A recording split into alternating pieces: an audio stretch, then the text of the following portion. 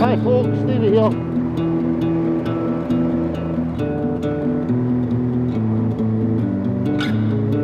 I'm off out a run to clear my head. I've got some great news. It's been months in the making.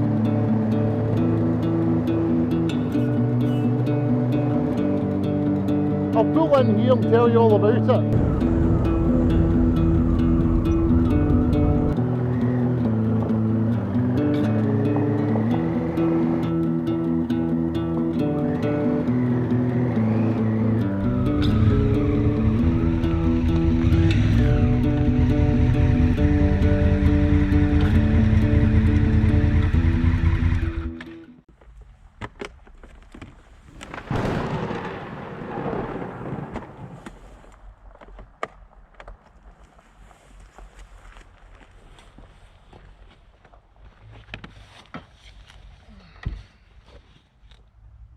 So I've decided I'm having a new bike. I bought this Africa Twin in 2019, just as it was turning 3 years old. It had 11,000 miles on it, and I've put another 33,000 on it. So at some point this year, it's going to be turning over to 50,000 miles. And I'll do a detailed report on it when that happens. I've been riding for 37 years. But I've never had a brand new motorbike. I've always had strange tastes in motorcycles. I've churned my way through 21 machines at last count. The earliest were usually basket cases bought as spares or repairs. There's been bikes I was given free of charge for digging out of hedges. A large number were commuters for riding to work, and there's been a string of practical classics. I've done off-road bikes, sports bikes and tourers. I've even done sidecars and trikes. But it's only in the last few years though that I've been able to buy anything relatively new. And with the way things are going, with internal combustion engines being phased out, I'm not likely to get owning a brand new motorbike unless I get my finger out. So what bikes am I looking at? Well, I've long held ambitions of doing a solo round the world motorcycle trip. Although it's years ahead of me, I want to have owned the bike that will be used for this long before I go, as I want to know it inside out and back to front. The Africa Twin that I've got just now is just too heavy for me to be able to make that sort of trip. There will be off-road routes that I can expect to drop the bike several times a day. The Africa Twin has a wet weight of 230 kilograms, which could easily be 300 when fully loaded. By the time I'm able to make this trip, I'm not going to be able to lift that sort of weight on my own. Minimising weight will also help for the parts of the journey that the bike needs to be prepared for air freight. I'll want something that won't be dangerously slow on motorways. I'll need something that will comfortably do 70 miles per hour all day if needed. There's many opinions on this, but I would choose to make this sort of trip with tubeless tyres, or at the very least skinnier wheels that'll be easier to fix punctures at the roadside. I've tried to do the tyres on the Africa Twin by hand many times. There's no way anyone can say it's an easy job. That's why I fitted road bike wheels to it.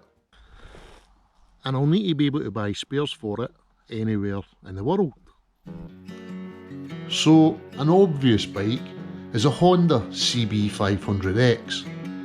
But after experiencing the very poor design and build quality of the Africa Twin, there is no way I'll ever buy another Honda.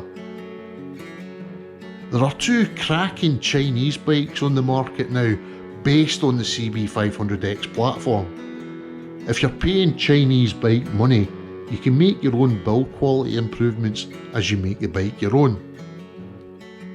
The Voge 500 DSX is readily available in the UK with tubed spoke wheels, but the Excelle 525 has recently launched which has the ultimate feature, tubeless spoked wheels. But these bikes are still over 200 kilograms, so they're not significantly lighter than my Africa Twin. So I've also been keeping an eye on the bikes in the 300cc sector.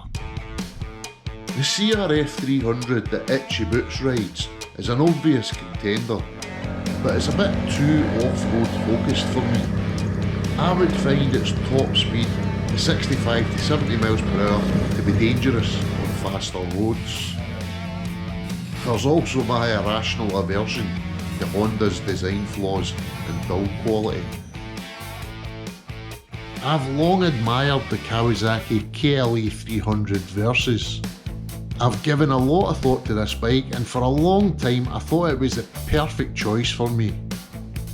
Its twin-cylinder liquid-cooled 296cc double overhead cam engine produces 40 horsepower at 11,500 RPM, and it will nudge 100 miles per hour if the need arises.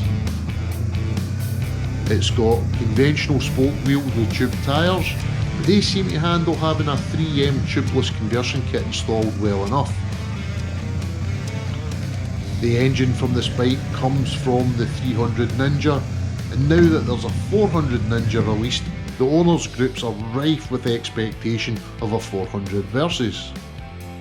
I think that the extra 100cc would make this bike a perfect choice, but there's no real word of it actually being in R&D, let alone anywhere near production.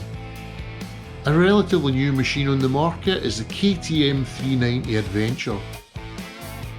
KTM have been using this engine in the Duke since 2013, so it's well proven, and its Adventure model seems to be holding up to the heavier use since its launch in 2020. Its single cylinder 373cc double overhead cam engine produces 44 horsepower at 9,500 RPM, and again it'll nudge 100 miles per hour when asked to. Pal of mine has one, and he's seen an astonishing 90 miles per gallon with a careful hand on the throttle. It holds 14 litres of fuel and has a tank range of 250 miles. The wheels are cast alloy tubeless with a 110/90/19 on the front and a 130/80/17 on the rear. Another strong contender is the BMW 310 GS. I've been watching a guy called Abrar Hassan riding one in fairly testing environments in Pakistan. I'm super impressed with the reverse cylinder arrangement, with the intake at the front of the barrel and the exhaust at the rear. It only produces 34 horsepower though, but it's still claimed to be capable of 100 miles per hour. It's a well proven lump, having been on the market since 2013. It holds 11 litres of fuel, which provides a range of over 200 miles. Again, the wheels are cast alloy tubeless with a 110/80/19 on the front and a 150/80/17 on the rear. So which bike is it going to be?